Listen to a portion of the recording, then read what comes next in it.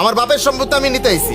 আর এইটা ছাড়াও ওই যে আমি নতুন বাড়িতে যে টাকা দিছি সেই টাকারও নাকি এদিক ওদিক হয়েছে, সেটার হিসাব আমি চাই। নিজে খেত খামারে কাম করে তোরে বিদেশে পাঠাইলাম, আর তুই আমার সুর বানাই দিলি। এলো এখানে তোর নতুন বাড়ির পিছনে যা যা খরচ হয়েছে সবকিছু হিসাব নিকাশ আছে। ঠিক আছে, মালপত্রের হিসাব ডালে আমি বুঝতে পাইলাম, কিন্তু জমি জমার হিসাব দেওয়া? জমি জমা যা আছে সব তো আমার। রাশেদ মিয়া, আজকের এই সালিশ কি কারণে রাখলেন কোন শুনি? সালিশ তোর আমি ডাকি নাই, যে ডাকছে হ্যার মধ্যে শুনে। তো সাহেব মিয়া কি কও শুনি, তুমি কি সমস্যা? হ্যাঁ আমি তো ডাকছি, আমি ডাকছি না। আর আরেকজনে যে শ্বশুরে দিয়া পুরা গ্রামের মানুষ একত্র করতেছে এটা কাটা কইব?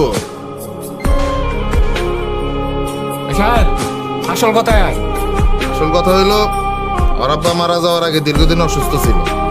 অসুস্থ থাকা অবশ্যই আমি বিয়ে করি, তো আমার আব্বা আমার বিয়েটা মাইনা নেয় না। তারপরে নানা নাটক টাটক কইরা এ বাড়িতে আমার জায়গা হয়। এর অনেকদিন পরে আমি বিদেশ চলে যাই, কিন্তু বিদেশ যাওয়ার আগে আমার সয় সম্পত্তির কোনো হিসাবপত্র আমি করে যাইনি। ও এই লেগে ওখানে এইসব বাগ বটার করার লেগে না? হ্যাঁ, সেই জন্য বাগবাটা করতে আইছি। আমার বাপের সম্পত্তি আমি নিতে আইছি। আর এইটা ছাড়াও ওই যে আমি নতুন বাড়িতে যে টাকা দিছি, আমি লোক মুখে শুনছি সেই টাকারও নাকি এদিক ওদিক হয়েছে, সেটার হিসাব আমি চাই। বাহ বাহ রে বাহ, ভালো কইলি সাহেব, সুর বানায় দিলি তোর বাইরে না? হ্যাঁ, আরে তুই যেদিন বাবার অমতে বিয়া করছিলি আব্বাই তো সেদিনই তোর বাড়িতে বাইর করে দিত।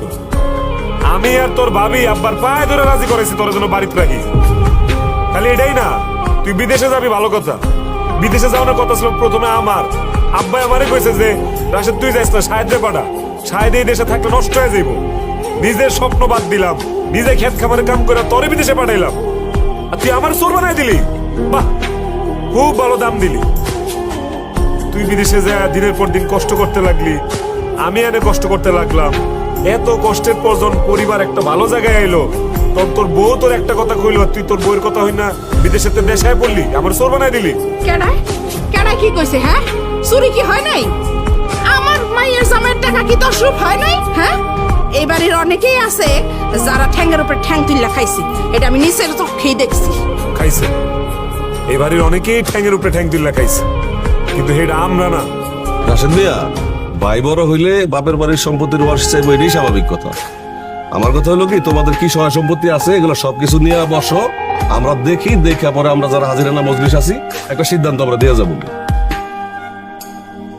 এলো এখানে তোর নতুন বাড়ির পিছনে যা যা খরচ হয়েছে, মাল সামান থেকে শুরু করে কাঁচা মাল যা যা আছে সবকিছুর হিসাব নিকাশ আছে, সবকিছু মেমোটার মধ্যে আছে।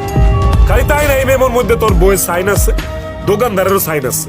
আরো যদি বিশ্বাস না হয়, নিচে নাম্বার আছে, তুই ফোন দিয়ে দোকানদারের লগে কথা কর। যা, তারপর জানি না দেখ তোর ভাই আসলে চুর নাকি। আর এইসব বাদ দাও, তোমাকে জমি জমা কি আছে এটার হিসাব কিতাব লইয়া বই দাও। জমি জমা বাগ হইব না, কে লেগেব কন? সব কিছু হইলো আমার মায়ের জামাই, সাহেব কিছুই পাইব না। কিছুই পাবো না মানে? আপনি এনে কথা বলার কেটে আপনার কি? আপনি বাড়ি থেকে বাইরন বাইরন এখন। আস্তে কথা কর, ভুলে যাইস না যে লোকটার লগে কথা হইতেছ সে আমার শ্বশুর আব্বা, সম্মান দিয়ে কথা কর। ঠিক আছে, মালপত্রের হিসাব ডালে আমি বুঝতে পাইলাম, কিন্তু জমি জমার হিসাব দাও, জমি জমার হিসাব বুঝাও। জমি জামার আবার কি হিসাব দিব? জমি জামা যা আছে সব তো আমার। মানে তোমার মানে? আমার মানে আমার আব্বাই মরে যাওয়ার আগে সবকিছু আমার নামে লিখে দিয়ে গেছে। এই যে বিশেষ তাহলে সব প্রমাণ আছে, আপনি দেন, দেন, খুলে দেন।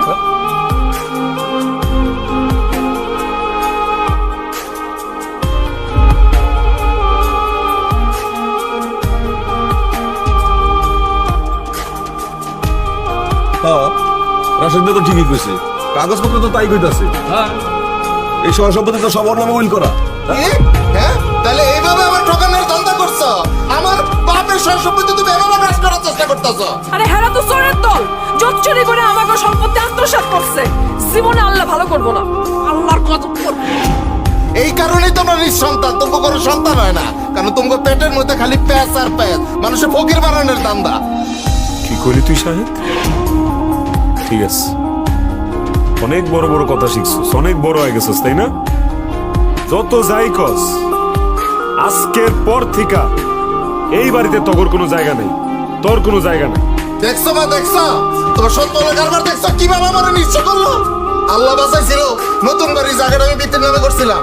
ঠিক আছে, এই বাড়িতে আমরাও থাকবো না। মা আইসা বলো, আসো এনে আসো। মা তুমি কই যাও?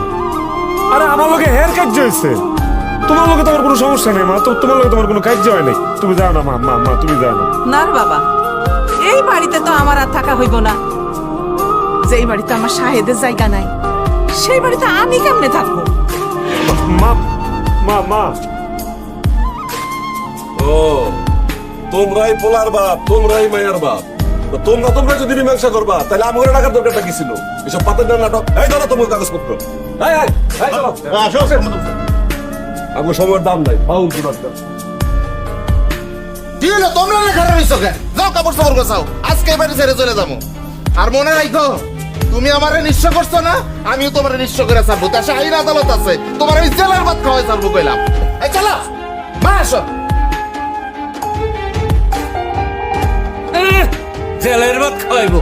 আমরা কিছু জানি না জামাই, কোনো চিন্তা করো না, আমরা আদালত চিনি, যা করার আমি করবো, আমি আছি তো, চিন্তা করো না।